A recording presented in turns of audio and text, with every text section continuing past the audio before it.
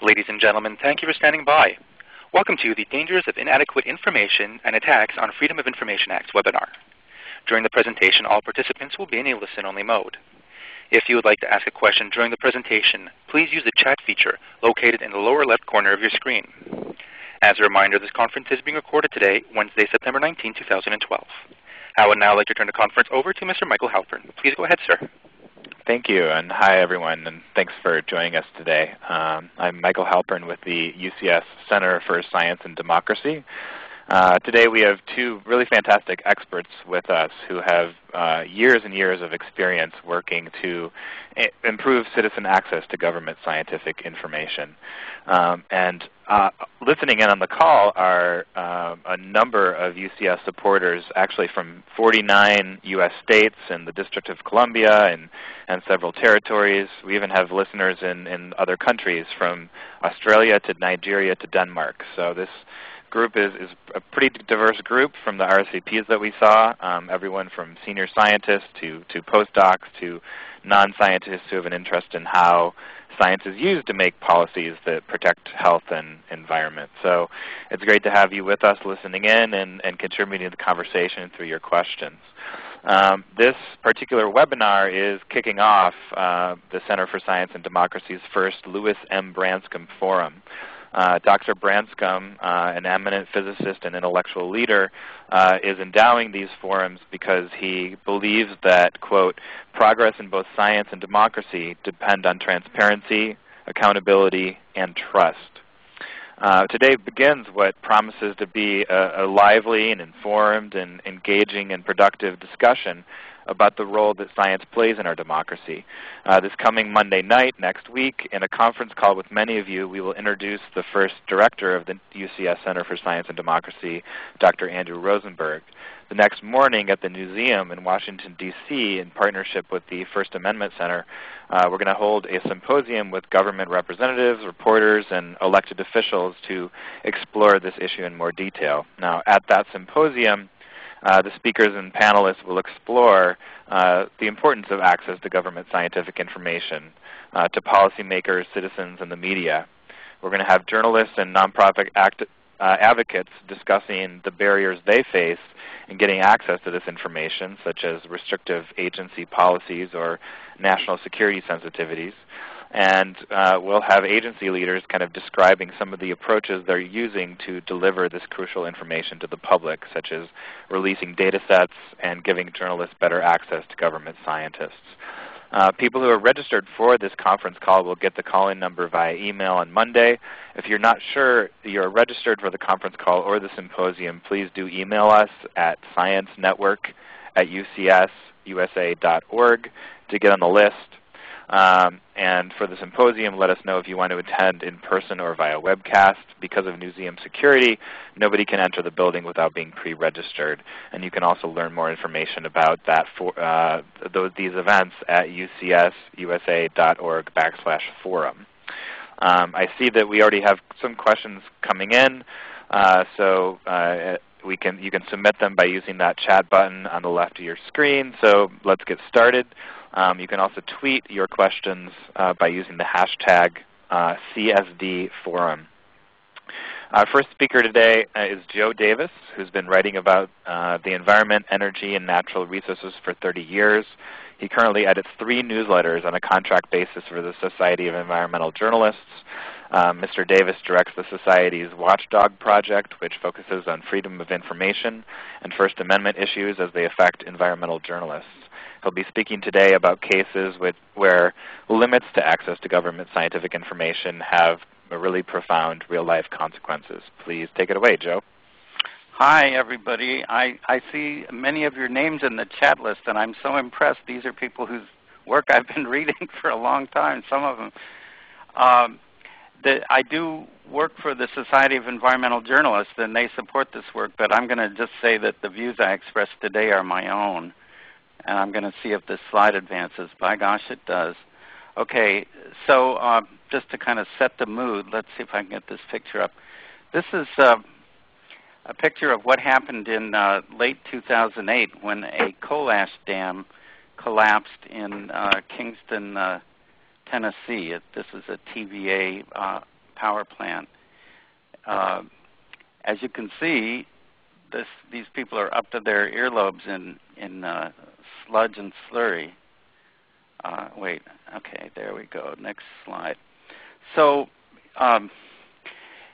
coal-burning power plants in the United States produce huge amounts of ash and other waste products. Some of it is called fly ash, some of it's called bottom ash, and when they take the pollution out with a bag house, they end up with a lot of sulfur byproducts from the flue gas. That stuff has to go someplace, and it doesn't always have a good place to go. Coal ash pits, ponds, and lagoons are often a significant threat to environmental health, and they're not really regulated very much. Sometimes the ash is put down, in an abandoned quarry or an abandoned coal mine, or sometimes it's buried in a landfill, but that landfill may not be lined. And since the stuff is a dust hazard, they often keep it in a wet slurry form in a pond, and it just sits there for a long time. So it's often stored indefinitely. One reason that coal ash is a health threat is because it contains a lot of heavy metals, arsenic, cadmium, lead, mercury, and a bunch of others. These don't burn when the coal burns, and they're heavy, so they don't fly away into another state, and the result is they're concentrated in the ash. And then when they're mobilized by water, they tend to go into either surface or groundwater, and that's really the biggest way that they can present a threat. These substances can be toxic if people are exposed to them in sufficient amounts, and exposure can happen either by dust or groundwater or surface water. And there's very little information on just how much exposure there is. All right. So I'm going to give you I don't know if this is going to work. I'm going to try to click to an outside site. It doesn't look like it's going to work. Okay, let's just move on. There's an outfit called SourceWatch that has aerial satellite photos of many of these sites. The electric utility and coal industries are very well organized, and in fact there's a coal ash industry that's very well organized too, and for some decades they've mounted a well-funded and organized lobbying campaign to keep coal ash from being regulated. When the major hazardous waste law called RCRA was passed in 1976, you might have thought that these wastes would be regulated under that. But by 1980, there was an amendment to that law called the Bevel Amendment, which kind of exempted coal ash from regulation as a hazardous waste. And that's an issue that's still being debated 30 years later. So there was a long sleep. And then on December 22, 2008, after President Obama was elected, but before President Bush left office, the TVA coal ash impoundment failed at the Kingston fossil plant in Tennessee. And this sludge that you saw in the opening picture rained down on a community and a river ecosystem. And President Obama came into office vowing to regulate coal ash through the EPA. And because of this newsy event, everybody thought, well, the real problem is catastrophic dam failure. But really, chronic pollution of drinking water may be more of a threat. Let's see. So EPA boldly started off to regulate by collecting information, and they looked to find information about coal ash impoundment dams that were in danger of failing and were near populations that could be badly impacted by them. And so EPA did a survey, but they did not disclose the information from the survey. And they said that other agencies, the Corps of Engineers, and I think it was Homeland Security, were preventing them from doing this because it was a Homeland Security risk. But that's a pretty specious claim. A coal ash dam may not kill anyone right away, and it's pretty hard to make a big splash about it.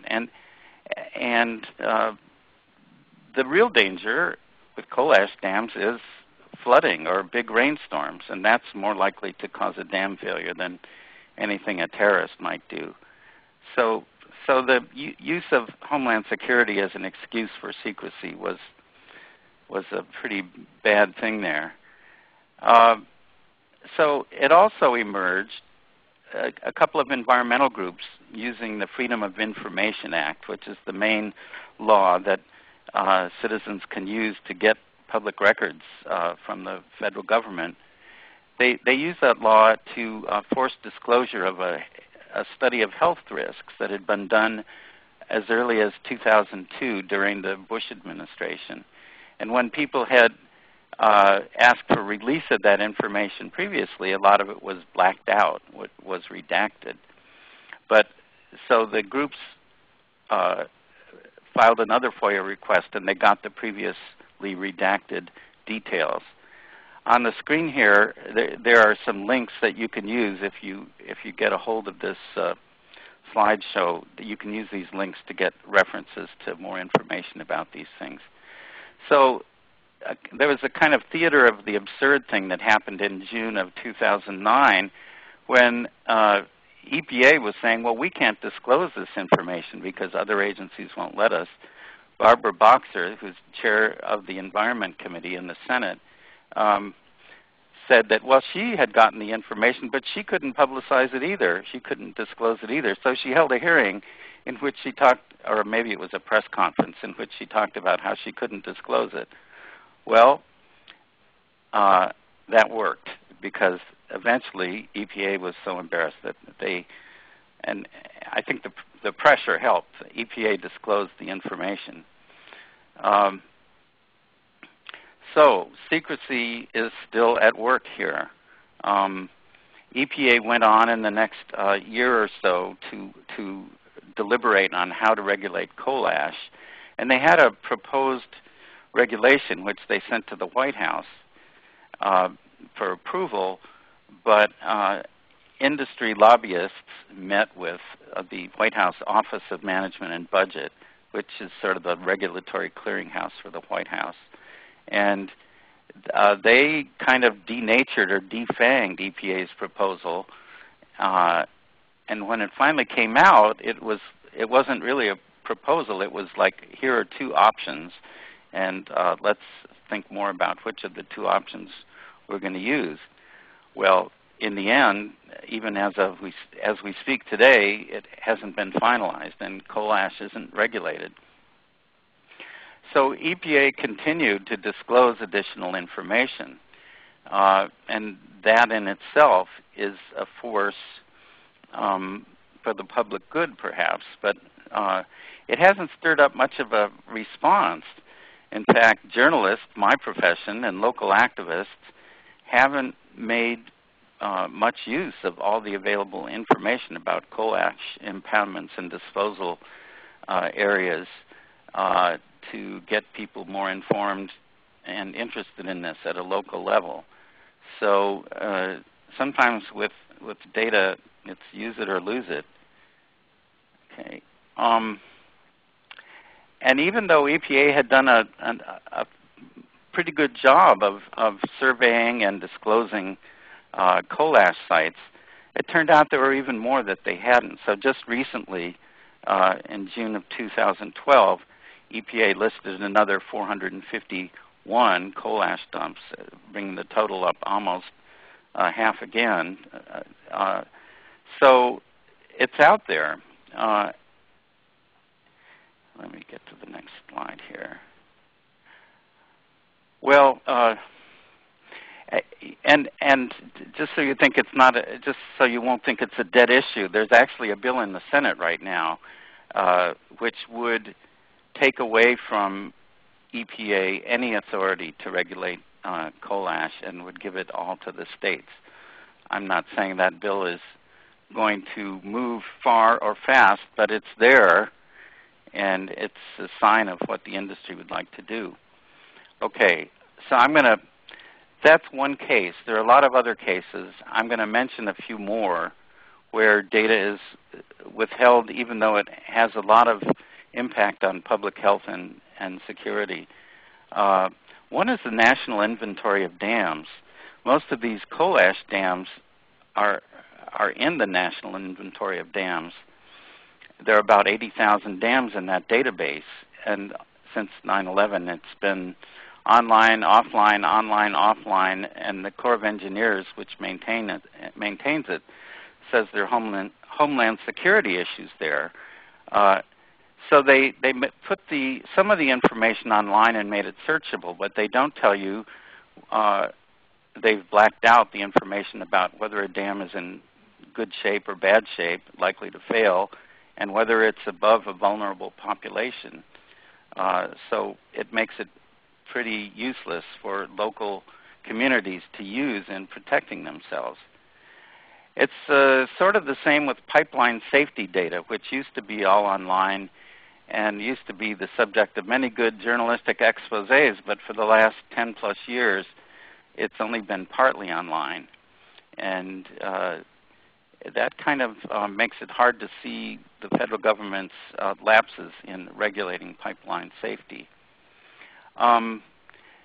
Drinking water information is supposed to be disclosed to the public in many ways, but right after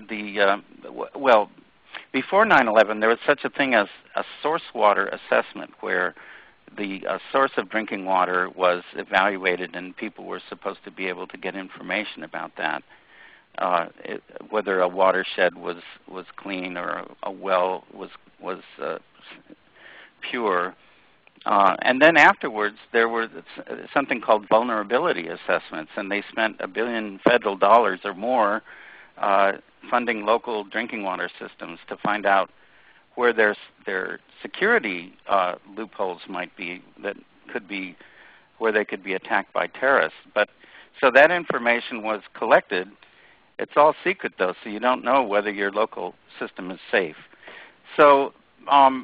And then one more, which relates to health and science, and that is the endangerment finding under the Clean Air Act, which allowed EPA to regulate carbon dioxide for climate purposes.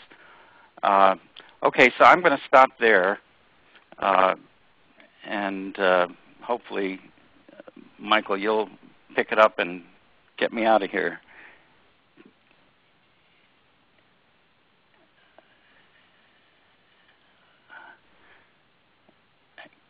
Michael, can you hear me?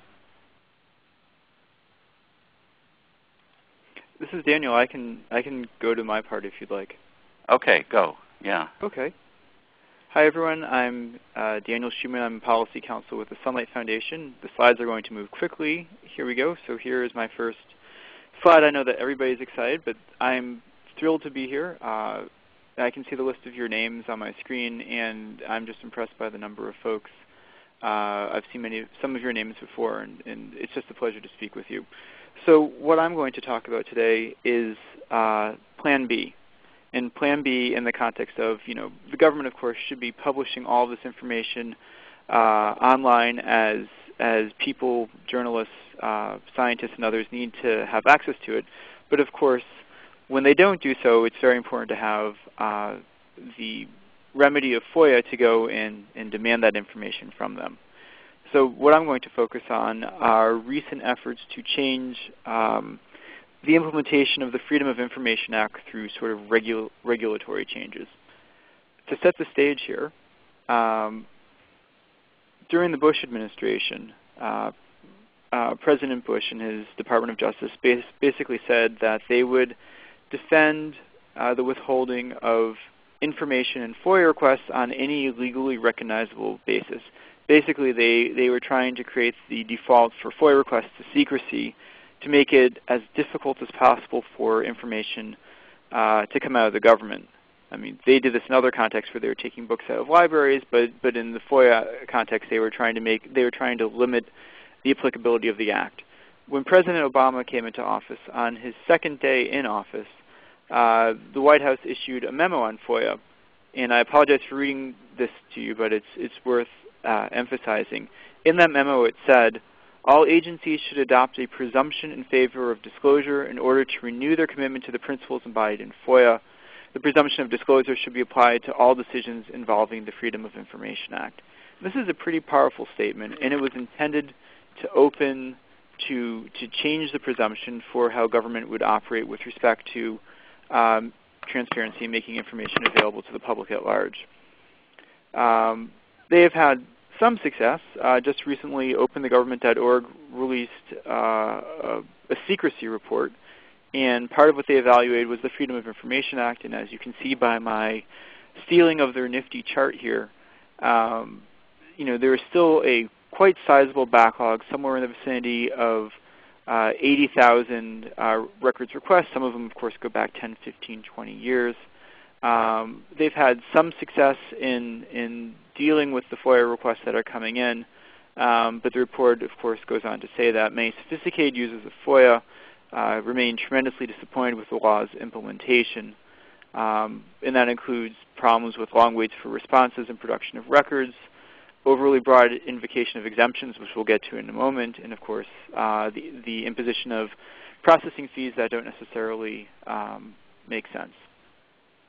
So earlier this year, in March, the Department of Justice came out with proposed regulations to implement FOIA. They had come out with previous regulations to implement the President's memo in 2009. They were coming around and taking another look at it again. The first proposal didn't really receive a lot of comment, but their second, but as people looked at it more and more closely, they realized that there were a number of problems. So my colleague, John Wunderlich, took a very close look at the regulations, and these were just some of the problems that he found, some of the holes that they would sort of put into FOIA. They would make it easy for agencies to deny requests that weren't addressed to precisely the right department. It would allow the summarily dismissal of requests if the wording was deemed as too vague. It would allow the automatic application of exclusions to FOIA whenever possible. Some of the more telling ones, which we'll talk about in a moment, is that it basically allowed agencies to mislead or to lie and claim that records did not exist, when of course they actually do. It would have allowed basically the certain exclusions to eliminate court oversight of the application of some of these exclusions. It would make it easier for businesses to declare that information is a trade secret, and on and on and on. Don't worry, I won't read them all to you. And we will make available the PowerPoint online so that you can go through and look at a lot of these exclusions in detail. As you can imagine, this did not exactly receive the most warm welcome from journalists in the public interest community and members of Congress. The Electronic Privacy Information Center and a number of others filed really scathing comments that took the proposal apart piece by piece. And Senator Grassley honed in on one of those issues in particular, which had to do with what many in the public interest community deemed giving the agency's license to lie. And basically this is where they where they say, oh no, there were no responsive records found, when in reality there are responsive records, but they would fall under an exclusion, and they would simply pretend that they don't exist. So partially in response to Senator Grassley's letter and public pressure, the DOJ backed away from their plan to issue a regulation regarding the, this does not exist rule, basically. These are Glomar exceptions. So what's going on here is sort of a two-step move. The agency is separating making regulations that go through the notice and comment process through guidelines, which are sort of at a lower level of precedential process. So they took out these Glomar exemptions, these exceptions having to do with there's nothing responsive to your request, and said, no, we are no longer going to do this through the regulatory process, we're going to deal with this through issuing guidance. And they basically backed away, saying that we believe that Section 16.6 F2, which is what we were just talking about, falls short of the measures that they deem appropriate, and we will not do this as part of the regulatory process. So how do they respond to this? Well, we have late-breaking information. Basically, the end of last week, the DOJ issued their new guidance. And in their guidance, they said 4 things. One is that any agency that wishes to issue what's a GLOMAR response, which is, again, we are not confirming nor denying the existence of these particular records. Now they need to consult with the Office of Information Policy within the Department of Justice before any agency can make that kind of response. 2, DOJ is now going to have an annual report on the frequency in which the exclusion is invoked. They'll have to describe the exclusion on their agency website. And finally, in the responses that everybody gets from the 3 components of agencies that have to do with maintaining law enforcement records, there will be an additional phrase that's inserted in all of the responses that will say something along the lines of, we neither confirm nor deny the existence of these records, but some of them may be excluded and thereby not subject to FOIA. So this is an attempt to sort of cabin the issuance of these GLOMAR responses while still letting people know that just because you filed a FOIA request, that there may be additional records out there that you should appeal. So I'm using the term GLOMAR sort of freely. GLOMAR is referring to a court decision called GLOMAR Explorer. And basically, in the context of either national security or criminal investigations, there are a few instances where the government does not want to say that they have records that are responsive. So, for example, if I am the subject of an ongoing criminal investigation and I am not aware of it, and someone FOIAs for my records from the Department of Justice, the Department of Justice is not going to say, well, yes, Daniel Schumann is currently under investigation, nor are they going to say, oh, we've got records, but no, he's not under investigation. What they will simply do is they will neither confirm nor deny. And the same thing is true with certain aspects of national security investigations as well. So GLOMAR Explorer is a case where this was basically said to be an appropriate response. That particular provision was being written into the FOIA regulations in an overly broad way that basically would have allowed agencies to say that there were no responsive requests without admitting the caveat, well, there may be responsive records, but we're not going to tell you because if we told you, then that would let you know that someone is under investigation. So this is the, what you see on your screen now is basically the new guidance on GLOMAR. But this, of course, only deals with one very small portion of the much larger number of problems with the regulations. So what's next? One is we're waiting for the new FOIA regulations. Of course, a lot of folks have filed comments, so we'll see what comes out of DOJ. The EPA is going to be launching a new FOIA portal, I believe, towards the beginning of next month. And this will allow people to do things like tracking FOIA requests, so you can actually see where your request is through the process. The Department of Justice is also making efforts along the lines of trying to improve FOIA online, although they're not nearly as sophisticated as what EPA is doing. And finally, we're seeing the further developments on the FOIA.gov website where you can see statistics on the overall number of responses to FOIA requests and who's responding and things along those lines.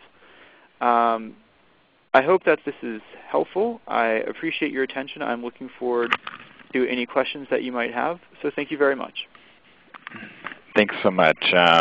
We're just going to jump into questions here. There's a sort of a general question we have from Christine R.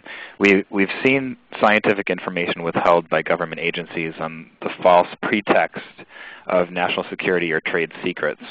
But who is it that should have the authority to decide if these sorts of redactions are warranted? And I guess that could go to either Daniel or Joe.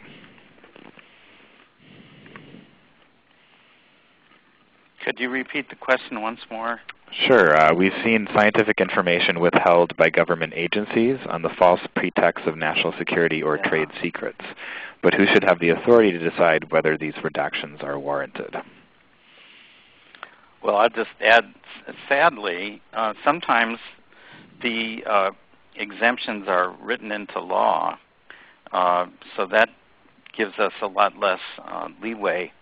But I think there should be an appeals process, and there is an appeals process under FOIA where you eventually get to a point where an impartial third party, let's say a federal judge, gets to judge whether a security exemption is warranted.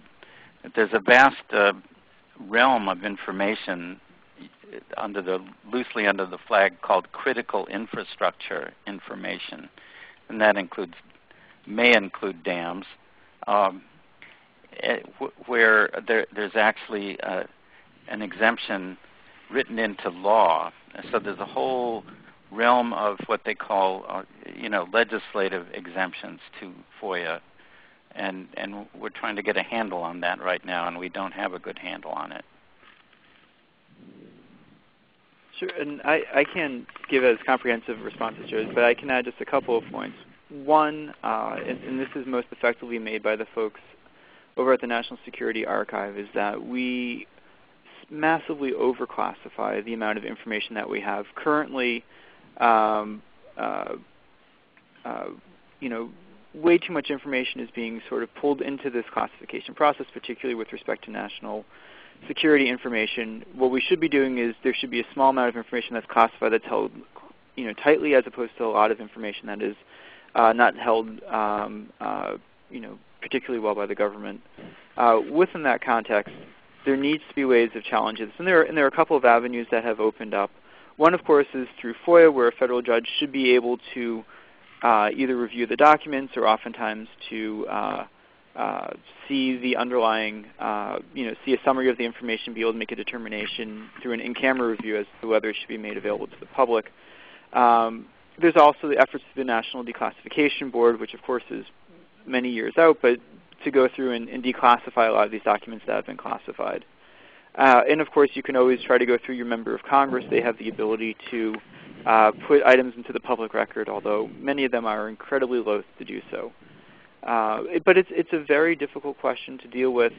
How do you look at the millions and millions and millions of records that agencies improperly declassify that they should not?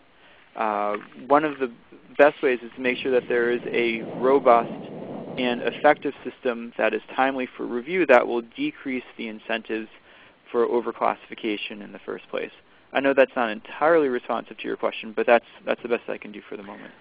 And Daniel, there was a related question as to whether there was some kind of judicial presumption that Glomar Explorer was to be very strictly construed so that disclosure will be promoted when the claimed exemption is not appropriate. Yes, that's right. So what we were seeing was a broadening of that.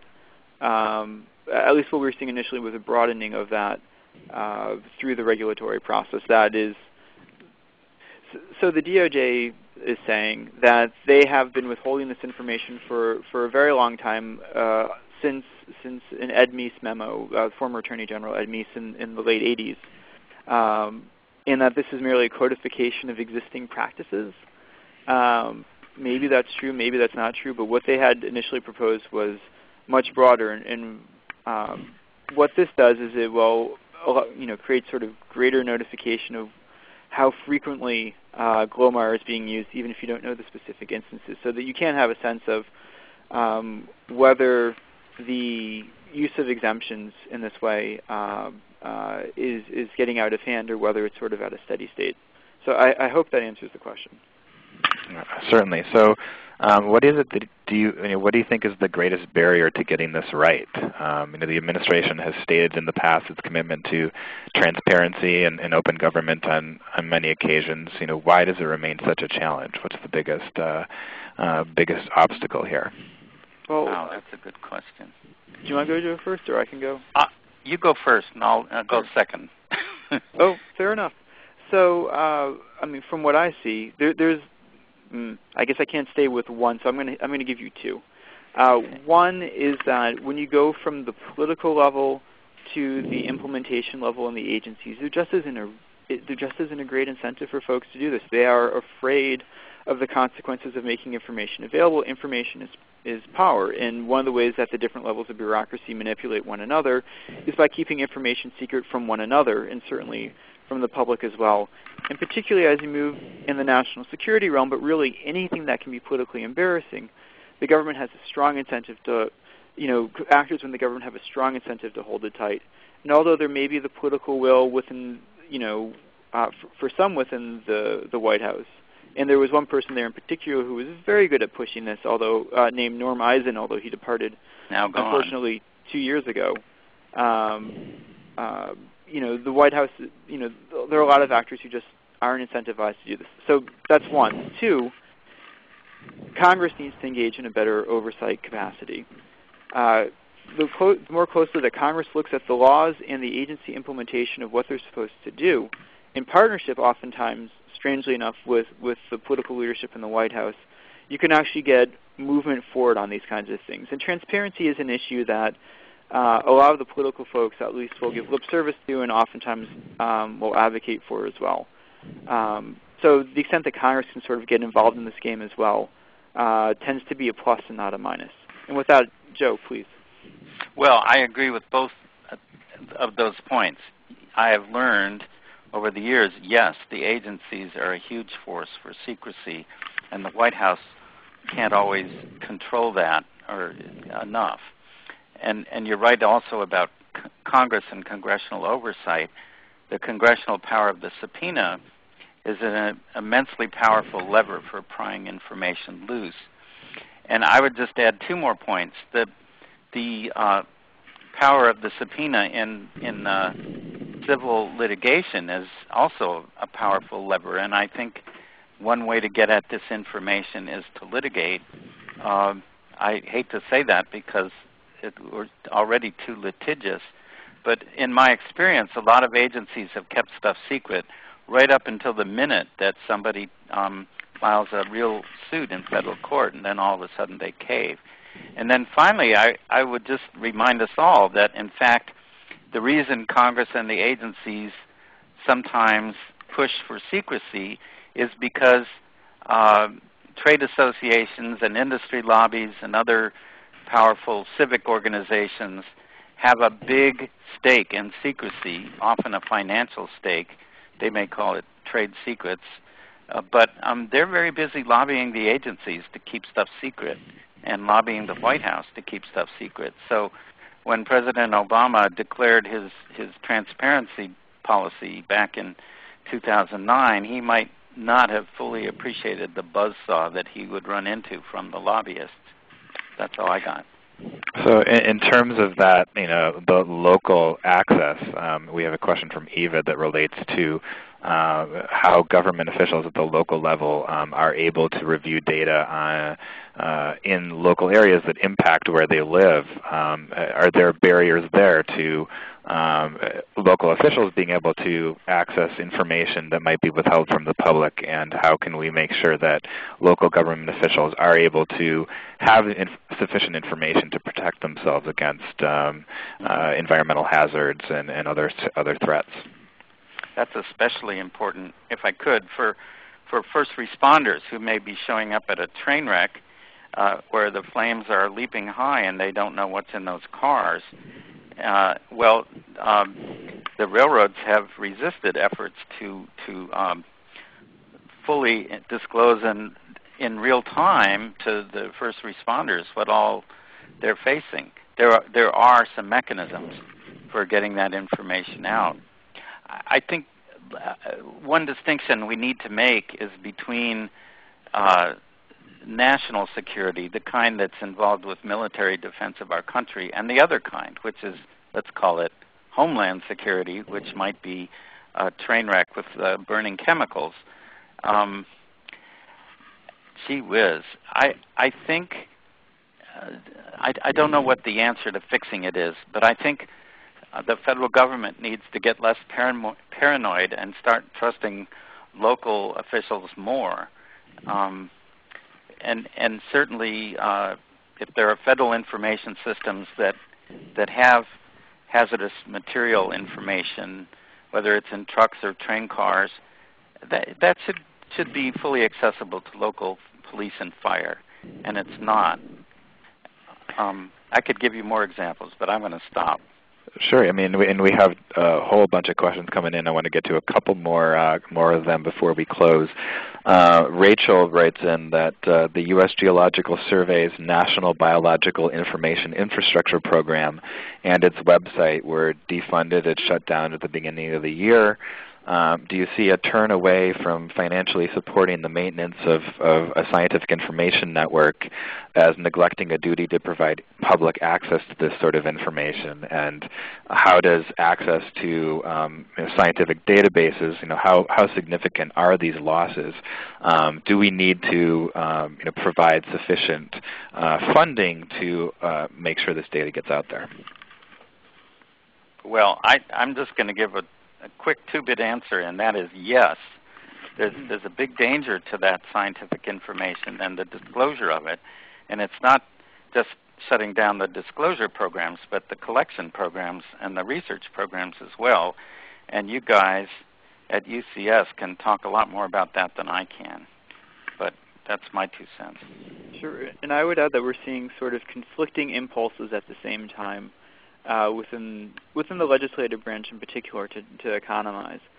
On one hand, we are seeing real efforts from some in the Congress to make information regarding government activities available to the public. There's legislation called the Access to Congressionally Mandated Reports Act, which has made it through committees in the House and is pending in the Senate. That would require that all reports to Congress, with the exception of a handful, need to be made available to the public as well. So, and this is where a lot of Congress gets its information to do its oversight, and it would empower folks to generally engage in oversight over agency activities as well. But to drill down further, to accessing the underlying scientific information and things like that, there is, I think, a broader problem, and then I'll address your point specifically. The broader problem is that we need to have a presumption that any information that is publicly available, whether it's through FOIA, whether it's put on a website, whether it's available in paper, should be available online in a user-readable, digestible, accessible, analyzable format. And that is just not happening right there. There's tons of information that is ostensibly public that you need to go to some government warehouse between 2 and 3 p.m. on alternate Thursdays to try to access. Underlying that, of course, is that there are all of these databases that are held by governments and government agencies that are not being made available online. And there has been recently the Open Government Directive, which told agencies to put some of their data sets online at data.gov and things along those lines to try to share the infrastructure costs so that there was a common and relatively inexpensive place to publish this kind of data. Agencies are economizing in ways that don't necessarily make sense, so that it becomes harder to get access to this underlying scientific information. We need to encourage agencies to inventory the data sets that they have so that people know what to request, and then to respond to the requests by giving you the data in the formats that you desire, and then ultimately to have a proactive publication policy. So yes, the removal of this information has been a significant hurdle. So that, and we're going to take 1 or 2 more questions. That idea of putting information in something that's accessible. We had one question that said, to what do you attribute journalistic and activist inability and failure to use information once it's released? What are the barriers that get in the way of people actually making use of this data and information? I can take a shot at that. You want to go ahead? Too? Yeah. Oh, okay. So a couple of things. One is that oftentimes it is not either in a useful format, and for example, the publication of data in PDF format is excruciatingly painful. There's nothing worse than getting 300 pages of basically spreadsheet information that's in a PDF that you can't do anything with. So some of it has to do with the way the information is made available. Some of it has to do with what maybe Joe's going to talk about, which is the larger structural changes in our society where we're not funding journalists to be able to do the type of work that they need to do. Well, yeah, I think the news industry is imploding, and a lot of reporters are being laid off, and that's part of the problem. if I were uncharitable, I would say, well, there's a little bit of laziness in there too. I think that anybody who wants to ask and really ask hard can often get an answer. I was curious as to what happens to the coal ash at my local power plant at Dickerson, Maryland here. So I went on Google Maps and, by gosh, zoomed in, and there were these big hills of ash, and they were only how many 100 yards from the Potomac River. And well, somebody could write a story about that, but sometimes the values and organization of the news industry isn't all that it could be. And I think as active as the activist community is, they're stretched thin too, and they have their own economic and organizational difficulties. But a strong grassroots activist network can do a lot. That's all I'll say. And the last question is, who else needs to be a part of this conversation? What kind of communities need to get involved in pushing for better access to federal government scientific information, and how do we make that happen? Well, I saw in the chat somebody said, well, what about librarians? And by gosh, that person was right. Librarians have been the stand-up community for the First Amendment during many years when the journalists weren't standing up. So I think nowadays the information community goes beyond that to a whole lot of online media and entities, and they're very activist too, and they are a part of this. In fact, Dan's organization is very much a part of that. But government, lawyers, public interest groups, the media is a broadening concept, and the broader world of media needs to be brought in. That's just a few ideas. Mm-hmm. I would echo that, and just add that there's a lot of the emerging technology companies really have an understanding and appreciation for data and information that for the sharing it with the public, not just for using it for proprietary purposes, that didn't necessarily exist in the pre-internet corporate world, and that can often be a valuable ally. Although, of course, it's a double-edged sword. But those can be often effective folks in making the argument about better access to this information and trying to broaden the coalition. But beyond that, it's really, anybody who can benefit from the information is a potential ally. The difficulty, of course, is trying to make the case to them in an immediate and real way. So I think the potential coalition is huge. It's just a matter of figuring out what your engagement strategy is. Thanks a lot, Daniel, and thanks, Joe.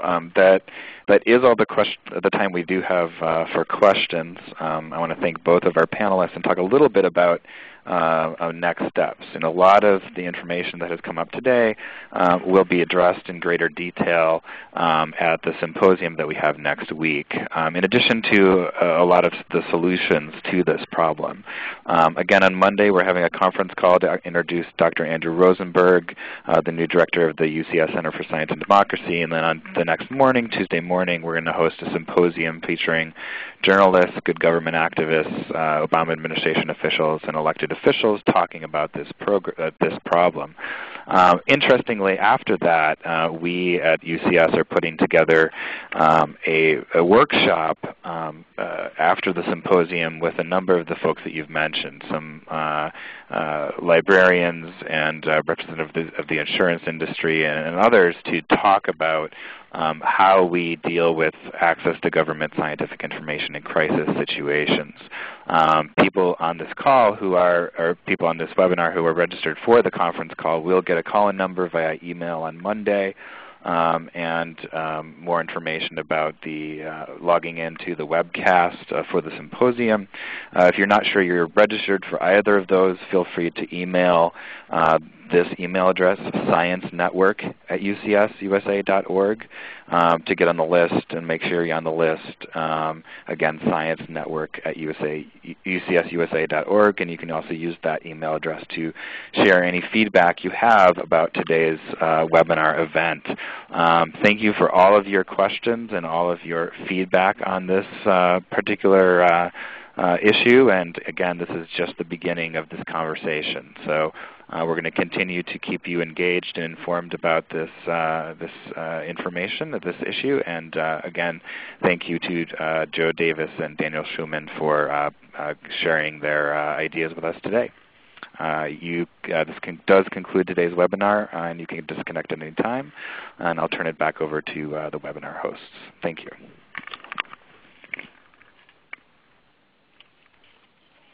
Ladies and gentlemen, that does conclude the conference call for today. We thank you for your participation and ask that you please disconnect your lines.